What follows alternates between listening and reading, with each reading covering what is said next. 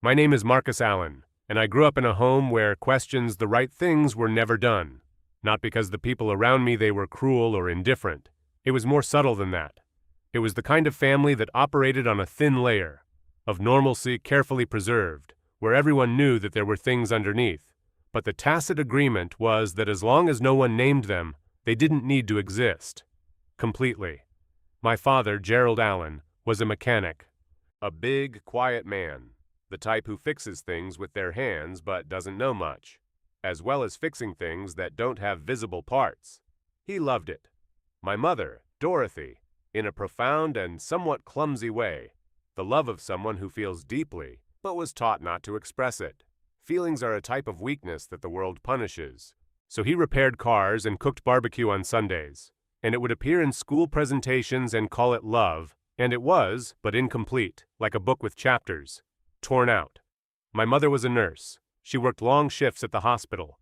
Community member from Columbus, Ohio. And when he got home there in her, that specific exhaustion of someone who has spent the whole day taking care of everyone and no longer has the energy to care for others. Of herself. She loved me with an intensity that I could feel. Clearly, but love and presence are different things. And my mother was often present in the body, but absent in a way that I learned early on not to question. I grew up being the kid who didn't cause trouble. Not because whether passive or lacking personality, but because he had learned that peace at home depended in part on me not adding I added weight to a structure that was already carrying enough. I did well. I played American football in high school without being a star player. Exceptional but reliable, which was the type of player he was. Which coaches love more than fans realize.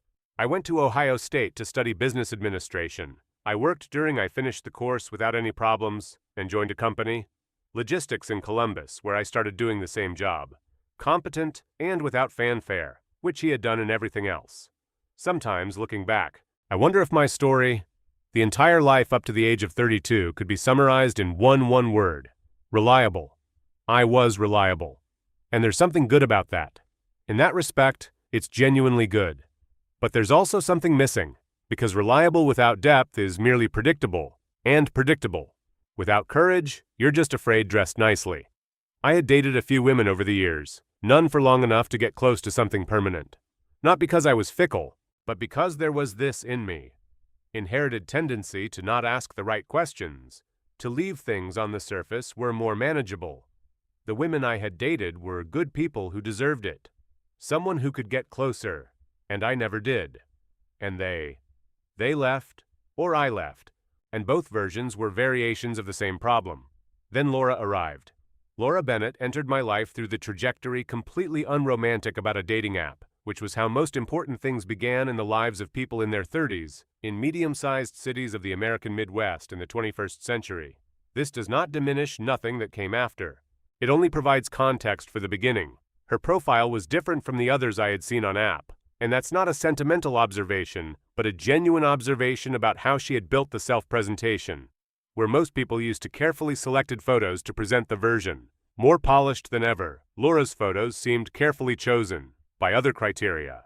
There was one of them on a trail, with her back turned, looking out over a valley, with a large backpack and her hair tied back, and the posture of someone who is completely in the right place. There was another one in a kitchen that clearly wasn't hers. Probably from a restaurant with a stained apron and a smile that it wasn't being done for the camera. The third one was her, in a community garden with hands in the soil, looking at a plant with the concentration of someone doing something that it matters. In none of the photos was she looking directly at the camera. In none of them was she performing. And that somehow, in a way that I couldn't have articulated at that moment, that interested me more than anything else. Her bio was 3 lines long. High school teacher. I cook better than I should for someone who lives alone. I'm trying to learn to accept that some things take time. The time they take. That last line stuck with me. It possessed an honesty that was rare in a format where people, they typically presented themselves as aspirational versions of themselves. I sent a message, not the generic, "Hi, how are you" type, but one question about the garden photo. Because genuinely, I wanted to know what she was growing. She replied, hours later, with more words than I had expected, about tomatoes that weren't growing the right way, and about how he had researched the problem for 2 hours and discovered that he was overwatering, and how that had turned into a metaphor that she hadn't asked for, but that stuck, thinking about it for days. Sometimes the problem isn't a lack of attention, she had said. Written, it's excessive, and you don't know you're causing harm. Because I was trying to help. I read that 3 times. And then I replied that it had. I accurately described half of my past relationships. Disturbing, which was more honest than I used to. It was with strangers, but it felt right at the time. We talked for 2 weeks before setting up the meeting. There was no rush on either side, which in itself was unusual, and something I had noticed was a combination. Out of relief and curiosity. She was asking real questions. No. What do you do in your free time? But, when was the last time? The time you did something that surprised you. Not you like. To travel. But, do you have some place you want to go? But he always postponed it, and can't fully explain why. I answered honestly. I said that the last time there was.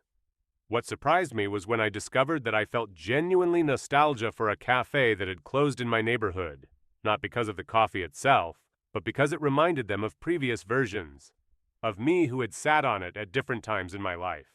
He said there was a national park in Colorado that I had planned to visit 4 times and canceled 4 times, and that each cancellation had a practical reason, but that in deep down, I didn't know exactly what I was expecting. Perhaps you're hoping to go with someone, she said. Maybe, I agreed, and I didn't try to make it more complicated than it was. We made plans to have dinner on a Thursday in March.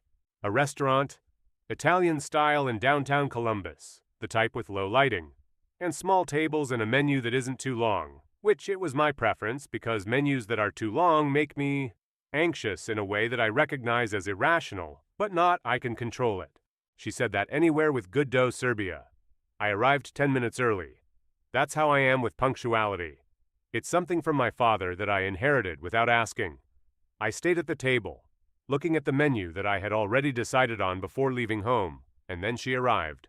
Laura arrived 3 minutes late, which she would tell me that was exactly the time she always stayed. A prisoner trying to decide if the clothes she had chosen were right or wrong. She was wearing a long-sleeved blouse of a dark blue and black pants, and her brown hair was loose, in a way that looked like it had been combed, but that kept that residual natural wave that refuses to be tamed. Absolutely. She was beautiful in a way that didn't require it. Pay attention, the type of beauty that appears more the more you look. She saw me and smiled, and there was a combination in that smile. Specific heat and nervousness that I recognized because I was feeling exactly the same way. You arrived early, she said, sitting down in the chair across from me. I'm a bit like that, I admitted. 10 minutes earlier, she said, with that kind of smile. Who says he was paying attention? How do you know it was 10 minutes? Because I myself was 3 minutes late and you already had. The expression of someone who read the entire menu and chose before I arrived. I laughed. Guilty. The waiter came, we ordered water, and she asked for a minute to look at the menu, and I allowed myself to simply look at her in a way relaxed. And it was at that moment that I noticed. Not because I was searching, but because I was paying attention, which is different, because by paying attention, you notice things that weren't there before. Not flat. Laura was holding the menu with both hands, and the sleeves of the blouse were long, completely covering the wrists. It wouldn't be anything, because it was March in Columbus, and March in Columbus is cold. But there was something about the way she kept the sleeves, pulling them down slightly with your fingers, from time to time, in a reflective, almost unconscious way, who said that it wasn't just about temperature. I didn't know what was underneath, and it wasn't my place to know. Not at that moment, not in that way. So I didn't say nothing. I didn't look in a way that she could notice there was anything there. Noticed. I continued the conversation as if nothing had happened, because nothing had happened. A person was in a first. The date was covering part of her body. That was hers, not mine. But something inside me had changed. There was something there. In that small, repeated gesture, a story that I knew, and for the first time in a long time I wanted genuinely listening to someone's story. The conversation flowed in a way that good conversations flow when people on both sides are genuinely curious about each other, by the others. There wasn't that tense effort to meet, where you are simultaneously trying to be interesting and assess whether the other person is interesting and manage the impression. That is causing it. There was only conversation of the kind that it happens when you stop trying and start to simply be present. She told me about high school, not about teaching an abstract, but about specific cases, without names, but with details that showed she really knew her students, that there was that teacher who keeps an eye on those who stay quiet in the corner. They know when silence is tranquility, and when it's something darker. She mentioned that in passing, this distinction between types of silence, and I filed that away, in an important place. "You've learned to read silences," I said. She paused for a second. "I learned," she said briefly. That had weight. I didn't pull the thread, but I felt there was one. He told me about Portland, where he had grown up, and about his mother, who still lived there, and whom I spoke to every Sunday morning, while drinking coffee, and about the father who had left when she was 11 years old, and who was she talking about with that girl? Careful equanimity of someone who has spent time in therapy, learning not to let an absence define her entirely. He didn't say he'd been to therapy, but I recognized the language. It was the language of someone who had worked through things with help. He asked me about Columbus, about growing up here, about my parents, and I told them more than I usually did at first. I talked about my father, the cars, and the love that she expressed herself through actions without words. I told her about my mother, and the long shifts and the exhaustion that made her present and absent at the same time. I said it had taken me a long time to understand that he had learned not to cause problems like a form of emotional survival, and that it had cost me. Deep relationships built over years. Laura was watching me with such attentiveness as I said this. It was different from the polite attention of dates. It was attention from someone who was recognizing something. "You also learned to be quiet," she said. "I learned," I said, using the same brevity she had used, and she noticed, and something appeared in one of the corners of her mouth, which was recognition. The food was good. The wine was reasonable. Time passed by in a way that neither of us was managing. And then, at the moment, we were waiting for dessert, which we had asked for almost without realizing it because the conversation had continued until the point where ordering dessert was easier. Instead of finishing, she reached for the wine glass, and the sleeve of the blouse rode up a few centimeters. Just a few centimeters. But enough. I saw the scars on her wrist. They were old. There was no doubt about that. They weren't recent. They weren't the kind a person in active crisis carries around. They were old, whitish, with a slightly different texture from the skin around us. Scars that time had turned into part of topography of someone's body in a permanent way, but stabilized. She realized I had seen it.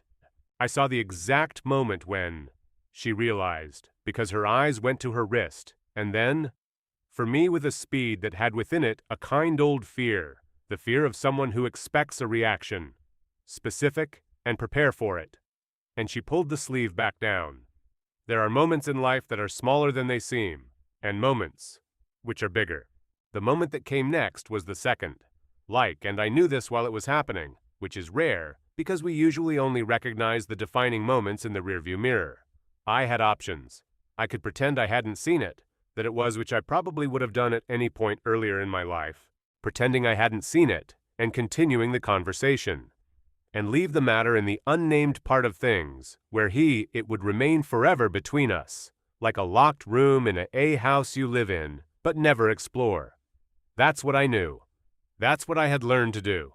I could ask directly, which was the other end of the spectrum, but in the context of a first date with someone who had just pulled the sleeve with a speed that she had decades of experience in hiding things, it would be an invasion, not an opening. There was a third option, which was neither pretending nor asking.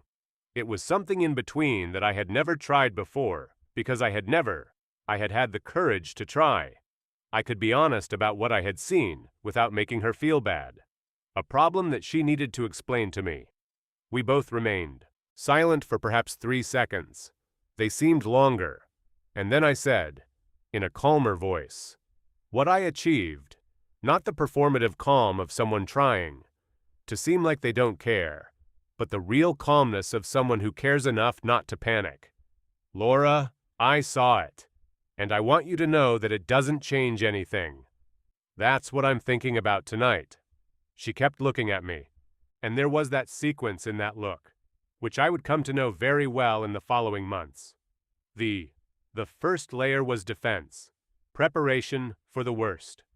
Monday was chaotic, because the worst was yet to come. And the third was something more vulnerable and more real than the others. Two more together. You don't need to explain anything to me, I continued. I'm not asking for this. I just don't want you to be afraid that I'm judging you because I'm not. And I don't want you to spend the rest of the night managing this alone while try having a conversation with me too. She didn't say anything for a moment, which felt like a long time, but I let it go on for a long time, because I had learned that night, that she needed space to get to her own words in their own time. Then she said, "Most people either pretend not to see, or it will look strange." "I know," I said. "You didn't act strange." "I'm trying not to."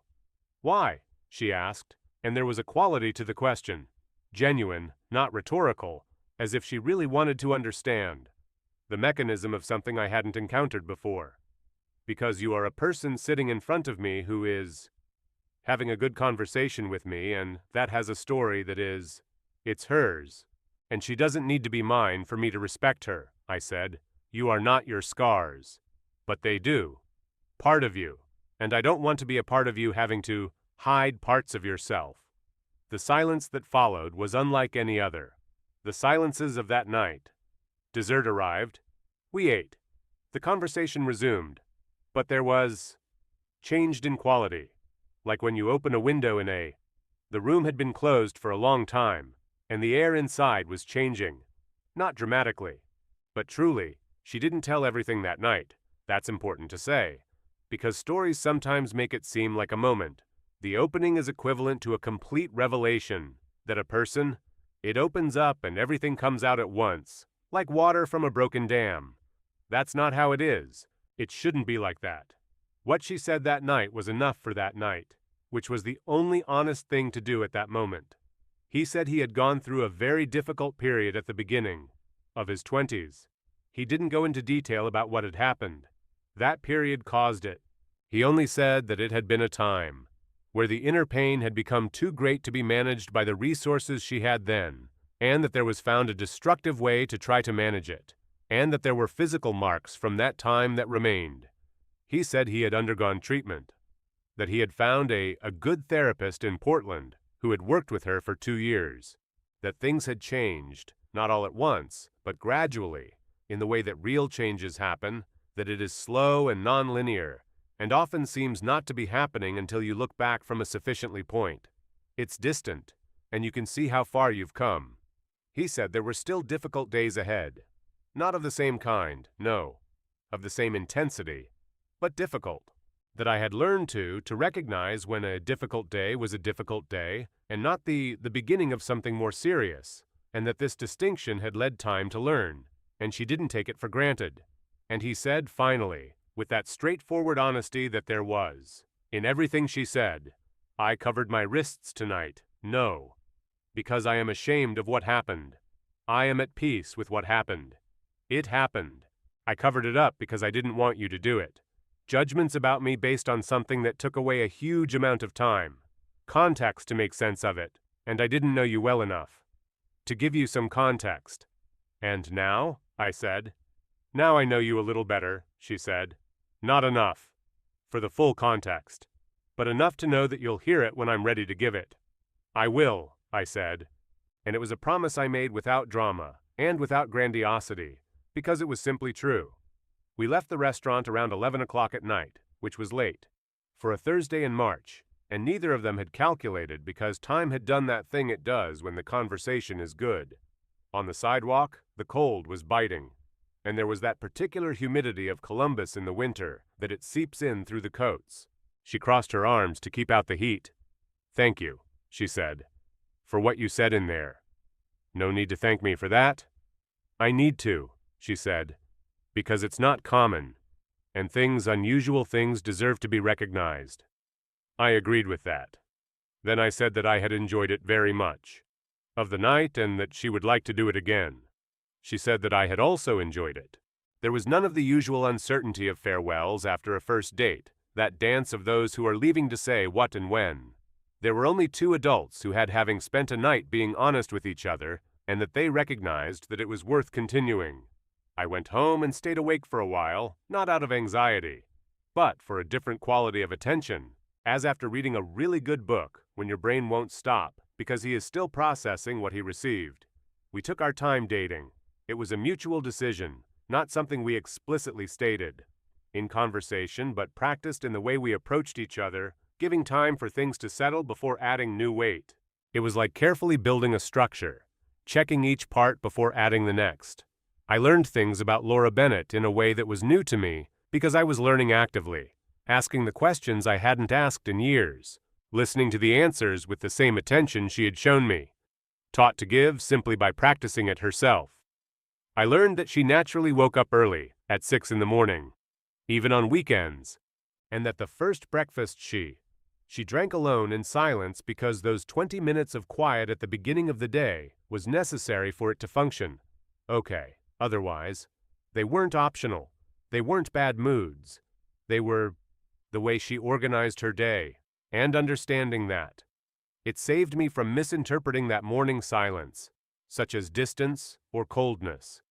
I learned that she cooked with such total concentration that she focused on the things that mattered to her, following recipes from a worn notebook that had belonged to her grandmother, hers, which she had copied by hand over a weekend, entirely after the grandmother had died, and that notebook, it was possibly one of the most important things it possessed. I learned that she cried in movies with a great generosity, emotional, which she herself found somewhat funny, and which I found it completely charming, not because there was anything. It's cute to cry during movies, but why did it say something about her ability to feel other people's things as if they were her own? Hers, which was the same ability that made her a good teacher. She is a good friend and a good person. I learned that she had a therapist in Columbus, a woman, called Dr. Patricia Nguyen, whom she met every day. 2 weeks, and that there was no ambiguity about that. She mentioned the sessions with the same normalcy with which I would mention a routine medical checkup, because for her, that was exactly it. Maintenance, she had once said. Everyone needs maintenance. I just found mine. I learned that she had close friends, Jennifer and Cassie, who had known her for a long time, and were the kind of friends that survives distance, time, and life's changes, because it has deep enough roots. Jennifer in Portland. Cassie was still in Cincinnati. They knew her story. They were part of the support system she had built, with care and intention. And I learned, slowly, in pieces that she was handing over, at her own pace, the complete history of the period that had left marks on their wrists. She told me everything one night in June, 3 months ago, after the Italian dinner. We were at her apartment, after a dinner that she had cooked, sitting in sofa with the sound of summer rain outside, that slow rain, and persistent Columbus sound that can last all night, and she had remained quiet for a while after the conversation. It had stopped naturally, and I had waited, because there had I learned that her silences were often preludes for important things. She was 22 years old when it happened. She was in her final year of college in Portland, studying education. From the outside, it was a period that seemed normal and even promising. The final year with the future opening up, but inside it was living under pressure that she had accumulated over the years, without fully realizing it. She had grown up being the reliable daughter after her father was, although the one that didn't cause problems for the mother who already had enough problems, the one that remained united while the things around him were falling apart. And he had been doing this for longer, over a decade, this constant maintenance of stability for the benefit of everyone around, and it had reached the 22 years without ever having learned how to put the weight that he had carried anywhere other than within herself. And then there was a relationship that was destructive in ways, which she took a while to name. A boyfriend, A man called Derek, who had started out as someone who seemed to see her, and had become someone who used what he saw to control. It wasn't physical violence. It was the other kind of violence, the verbal kind. And the psychological one, the one that tells you that you're not enough, that you are difficult to love, your emotions are exaggerated. You should be grateful that someone puts up with you. The violence, which leaves people doubting their own reality before to leave a visible mark that anyone could see. She had stayed in that relationship for almost a year because she had believed the things he said about her, because it came from a history of learning not to trust one's own people, instincts when they pointed out problems, because it was more, it's easier to believe that the problem was her than to confront her, the magnitude of what was happening. And during that period, the accumulated pain of years had found an escape. She had hurt herself, not as an attempt to ending my life. She was clear about that, looking me in the eyes. He looked into my eyes while saying why he wanted me to understand. Distinction. It was a way of giving the inner pain an address. Physical, of feeling that there was control over something at a given moment, where everything seemed out of control. It was destructive, and I knew it was destructive even while I was doing it. But knowing it hadn't been enough to stop it, because when the pain, it's too big, and you don't have better tools, you use what you have. I had stopped when I finally told my friend, Jennifer, unplanned. It had simply reached a point where keeping it a secret had cost more than revealing it. Jennifer, I had taken her to therapy the following week. The relationship, it was over with Derek. The process had begun. It wasn't linear, Laura said, looking at her hands in her lap. It wasn't that I went to therapy, and in 6 months I was okay. It was 2 years of real work, with minor relapses, with days when I thought I wouldn't make it, and with others, where I could see that it was progressing, even if slowly. She remained quiet. The rain continued outside. You're telling me this now because you trust me, I said. It wasn't a question. It was a statement I wanted to make. I said it out loud because it seemed important to me to name it. I am, she said. And why are you okay with what happened? I'm at peace with what happened, she said. That's it. Unlike being okay with what happened. What happened? It wasn't good, but I'm okay. And making the distinction between both things took time. I was quiet for a moment, and then I said, thank you for trusting me with this. She looked at me. Thank you for being the kind of person who makes me feel good. Wanting to trust. We sat there listening to the rain for a while longer than expected. We measured, and there was something different in that silence. Of all the previous silences, it was the silence of two people who had reached a deeper place together, and that they were resting there for a moment before continuing. There are things you learn about yourself when you're in a relationship with someone who is in the process of healing. Not lessons that a person deliberately teaches you, but learnings that emerge because their presence creates a context in which you are called upon to be more than you were. I learned that I had spent my adult life in fear. Questions, not only about others, but about myself. That he had avoided depth in relationships, not because I didn't want a connection, but because a real connection requires it. That you also show yourself, and I had never learned that. Showing off was safe. In my family, showing too much was not safe. It was a burden that others couldn't bear. So I had learned to be light. And always being light is a way of never being completely real.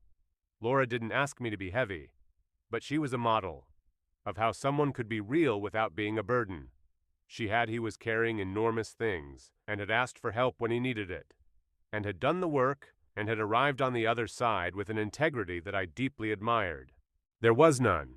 In it, the performative fragility of someone who uses the past is evident. As an identity, there was the solidity of someone who had looked. Even though it was the worst for himself and the world around him, he had decided to continue. I started therapy 2 months after she told me the story. Complete. Not because she suggested it, although I knew that I would be happy. I started because I myself recognized that there was things inside me that needed space to be examined, patterns that came from childhood, mechanisms of defenses that had served me in a context and that were helping me limiting it to another. When I told Laura, she was quiet for a moment. Familiar. Then he said, How was the first session? Strange, I said, but good. Like when you do an exercise you knew you should have done a long time ago. And it hurts, but you know it's right. That's exactly right, she said. We started having conversations of a kind I'd never had before, in no previous relationship. Conversations about what we needed things, and we asked for them in the same way. About what scared us and why. About the patterns that we brought them from our stories, and how they appeared in the interactions between us. They weren't easy conversations. Some they were uncomfortable in ways that made the discomfort worthwhile. But these were real conversations, and there was a structure within them that was unlike anything I had built before.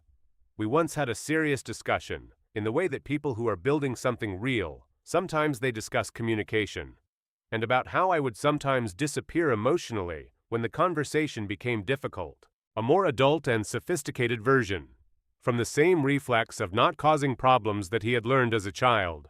She named it accurately and without cruelty, and I recognized myself in what she was describing with that.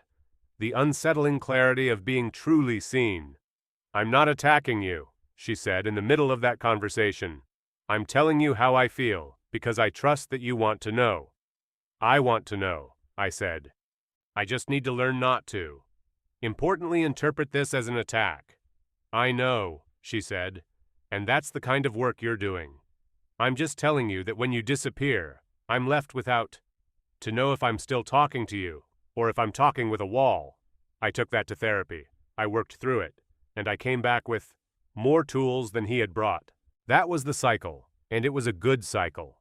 I had mentally prepared myself for the possibility that there would be difficult days.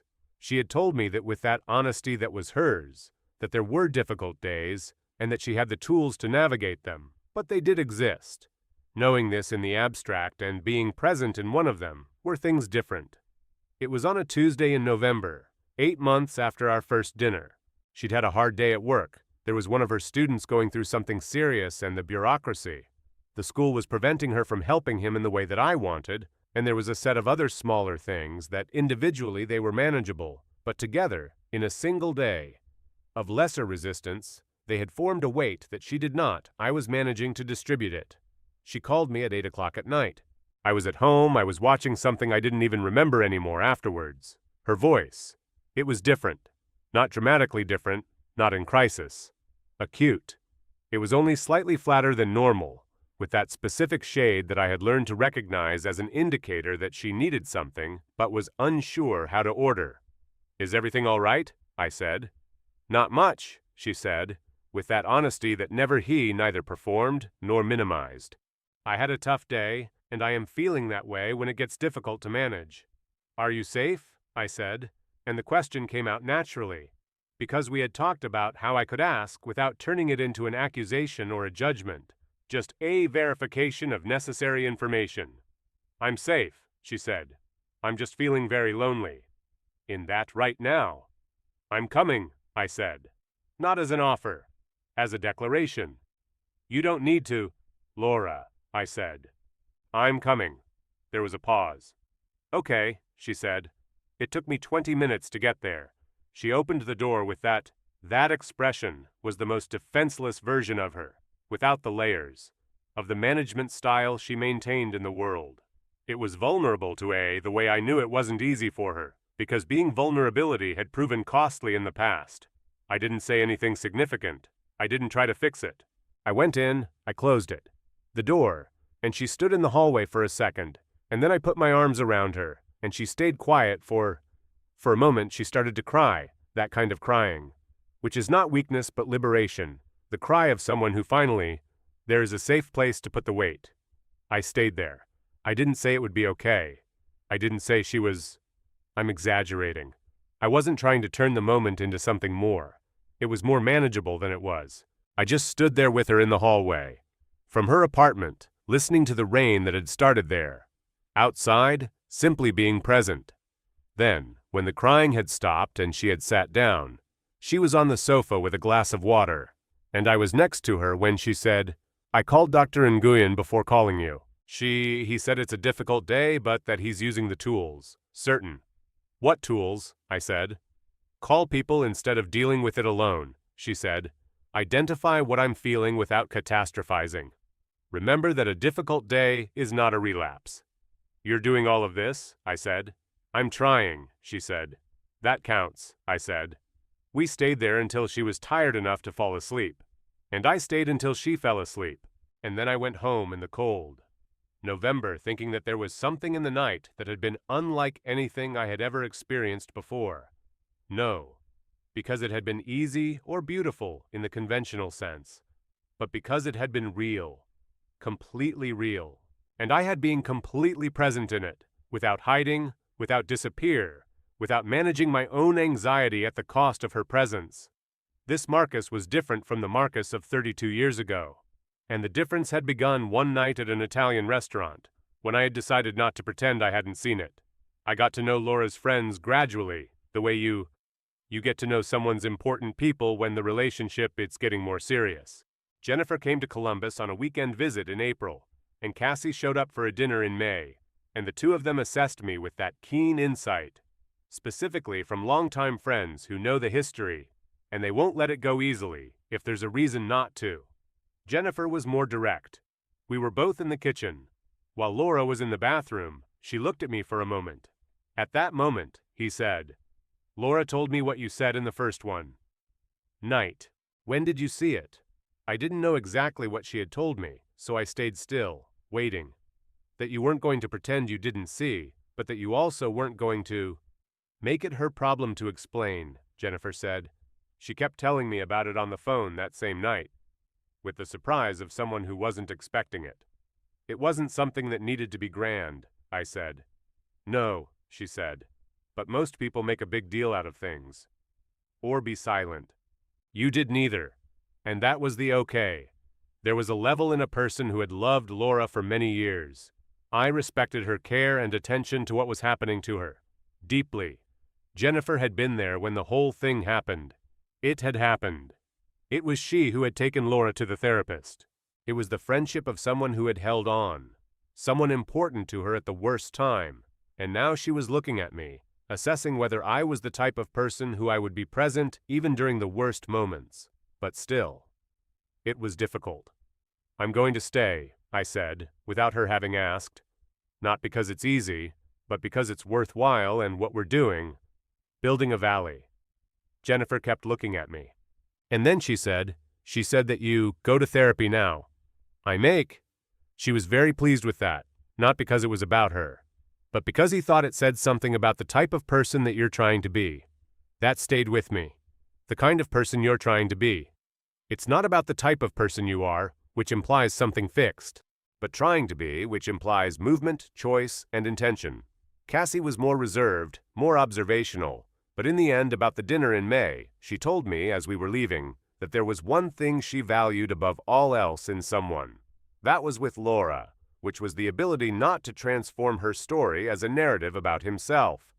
Some people, they stay with someone who has been through difficult things, and they transform. That's in their own hero story, she said. They remain being the savior. That doesn't work. I'm not trying to save anyone, I said. I know, she said. That's why I'm saying this. Because you clearly aren't, and that's rare, and that's a good thing. A year after the Italian dinner, Laura and I went to Colorado. It was the trip I had postponed 4 times. The Park National, who had been waiting for something I didn't know to name. We spent 5 days in a small chalet on the outskirts, from Rocky Mountain National Park, with those high-altitude mornings where the air is cleaned in a way that makes everything seem more clear, and we hiked trails that ranged from easy to moderate, because neither of them was a mountaineer, but they both liked it, of walking and having the horizon open up as they walked. There was one particular afternoon, on a trail that had led us there, a viewpoint overlooking a valley that looked like it had been painted by someone with an excessive pursuit of beauty. Where did we stop? The two of us, and we stayed quiet for a long time, looking at each other. The mountains were real in the way that very things. Sometimes they are great, with that quality of not needing confirmation of existence. You waited for this 4 times, Laura said, not as if accusation, but as an observation. I waited, I said. It is worth it? I looked at her. The late afternoon sun made the light shift, the tone over the valley, and she was in profile to me, looking at the mountains, and there were lines on her face. That quality of someone who is completely present currently, without calculating or managing. Each of the 4 times, I said. She turned to me and smiled, the widest smile, the one I still thought it was the rarest and most precious, because it was. What appeared when she wasn't managing anything, when it was simply there. That night, in the cabin, we sat outside with blankets, over the shoulders because the altitude made it feel like September cold. Even though I was bitten in Colorado, she said something that I kept in mind. The way we store things that we know will matter. You know what still surprises me? She said. What? Being seen doesn't hurt, she said. I learned that it did. Because for a long time I assumed that anyone who truly saw me, I would use what I saw in some way, like Derek did. So I learned to hide the parts that could be used. And now? Now you see me and don't use me, she said. And I'm still here. I'm getting used to it. To the fact that this is possible. Being seen can be safe. It's possible, I said. Yes, she agreed. And she remained silent for that moment. You. Do you know when I started believing this with you? Seriously. Not just rationally, but truly? When? I said. When you said that you had seen it, and that it wouldn't change anything, she said. At that dinner. Not because it was a statement beautiful, but why didn't you say it didn't matter? You. He said it didn't change anything, that it was different, because it mattered. Scars matter, history matters, I matter. That's all? That is heading in the right direction. Not as a problem, but as part of, it's me who deserves to be seen without me having to pay a price for it. I stayed quiet for a while. The stars were appearing, above the mountains, that kind of high-altitude sky where the stars are denser than you might imagine. See from there. You deserved this from the start, I said. He deserved it, she agreed. It took me a while to find out. But now I know.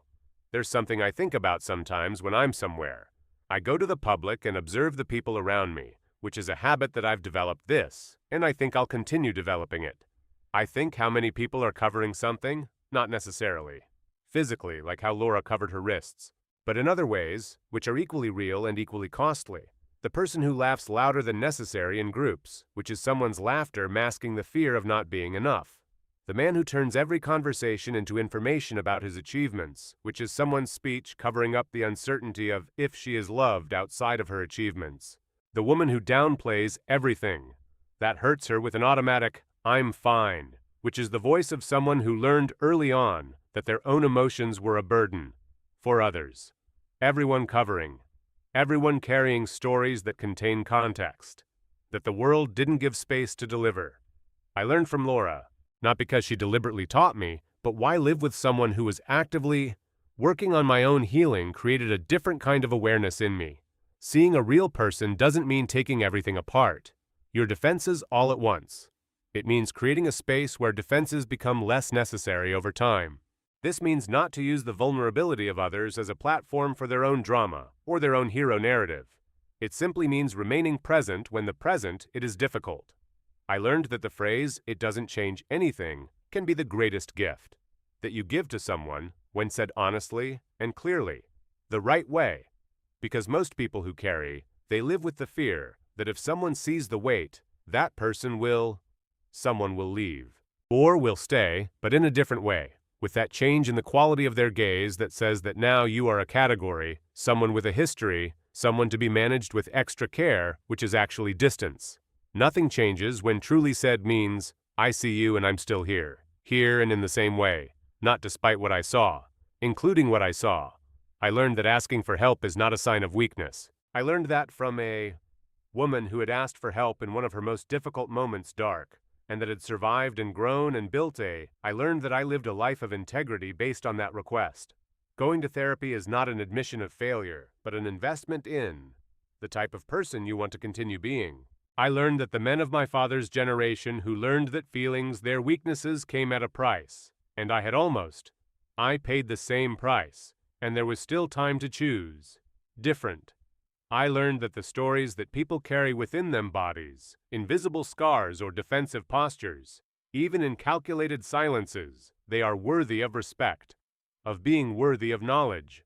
That access to the context, it's a privilege earned through time and consistency, not a right that is claimed due to proximity. And I learned, perhaps more importantly than anything else, that the bravest thing I had ever done in my life was not, it was none of the great moments conventionally considered brave.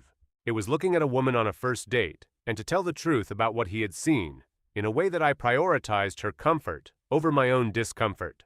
It was about creating that space in a way that said, you can be, everything is here. It didn't have to be a grand gesture. It just had to be genuine, and the real one is often small on the outside and enormous inside. I proposed to Laura on a Sunday morning, which was the kind of thing, a detail that people found unusual when I told them, because Sunday morning is not the conventional time for marriage proposals. But I had learned that Sunday mornings were the most authentically her time, those 20 hours, minutes of silence with coffee, and there was something that seemed to me, it was right to do the thing at the moment that was most truly right. She, not in a restaurant with an audience or on a planned trip, for the purpose. We were in her apartment. She was at the window with a cup, having coffee, looking down at the street below with that expression of the quiet of the morning. I was in the kitchen, and there was the ring in the sweatshirt pocket, which is a detail that always makes me laugh. As far as I remember, the ring was in the pocket of my sweatshirt on a Sunday morning. I went up to her. She looked at me with that slight expression, curiosity that said that she had noticed something different, but I was still processing what. And I said, without elaborate rehearsal, with the words that had arrived while I was sleeping the previous night, which I had noted down at 3 a.m. I saved it in my phone's notepad because I didn't want to lose it. Laura, you taught me how to ask questions. You taught me how to stay when things get tough. It taught me that seeing someone for real, it's not about collapsing because of what you see, but about standing together.